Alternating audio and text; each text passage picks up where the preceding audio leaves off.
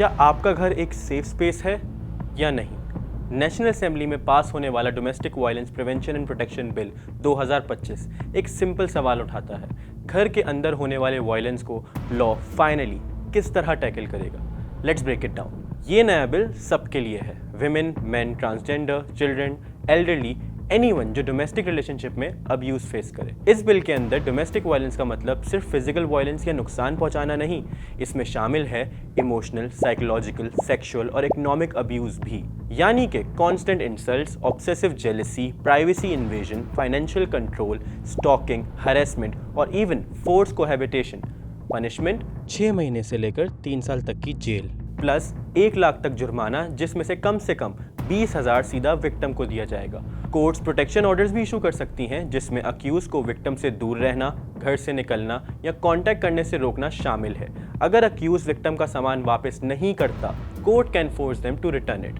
अगर कोई economic abuse हुई हो, lost of earning, medical bills, court monetary relief भी ऑर्डर कर सकती है और अगर अक्यूज पे ना करे तो उसकी इनकम भी जब्त की जा सकती है। प्रोटेक्शन कमेटीज और प्रोटेक्शन ऑफिसर्स भी अपॉइंट होंगे जो विक्टिम्स को मेडिकल और लीगल हेल्प और शेल्टर्स तक एक्सेस देंगे। लेकिन क्या इस बिल को पास करना आसान था?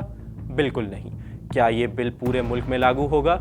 ये भी नहीं। ड्राफ्ट पे काफ़ी ऑब्जेक्शन आए और चेंजेस भी करने पड़े, जैसे कि ड्राफ्ट में मौजूद तशद्दुद करने वाले के लिए जीपीएस ट्रैकिंग की शराइत हटा दी गई और अब execution will fall under Islamabad administration, not the human rights ministry. कुछ लॉ मेकर्स ने कहा कि डेफिनेशंस बहुत ब्रॉड हैं, जिससे घर के पर्सनल मैटर्स क्रिमिनलाइज हो जाएंगे और फैमिली स्ट्रक्चर डिस्टर्ब हो सकता है।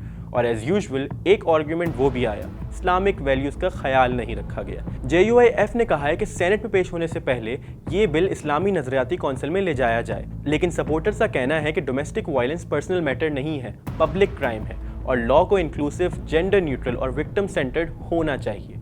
ऑल्दो ये बिल सिर्फ इस्लामाबाद कैपिटल टेरिटरी के लिए है, बाकी प्रोविंसेस के अपने डोमेस्टिक वायलेंस लॉ ऑलरेडी मौजूद हैं। पंजाब और केपी के लॉ मोस्टली विमेन सेंट्रिक हैं और सिंध और बलूचिस्तान के लॉज थोड़ी ज़्यादा इंक्लूसिव हैं। यहाँ विमेन, चिल्ड्रन, एल्डरली और इवन मैन को प्रोटेक्ट किया जाता है with their own set of punishments and fines. लेकिन इस्लामाबाद का बिल इन सब से ज़्यादा इंक्लूसिव है, जिसमें सब जेंडर्स प्रोटेक्टेड हैं। एक और इशू है reporting of such crimes. Pakistan में डोमेस्टिक वायलेंस रिपोर्ट होती है कम, और होती भी है तो कन्विक्शन ऑलमोस्ट जीरो है। और रियलिटी ये है कि रिपोर्टेड केसेस तो सिर्फ टिप ऑफ द आइसबर्ग है। तो अगर रिपोर्टिंग लो हो, इन्वेस्टिगेशन वीक है और कन्विक्शंस ऑलमोस्ट जीरो हैं, तो क्या नए लॉज अपनी फुल फोर्स दिखा पाएंगे?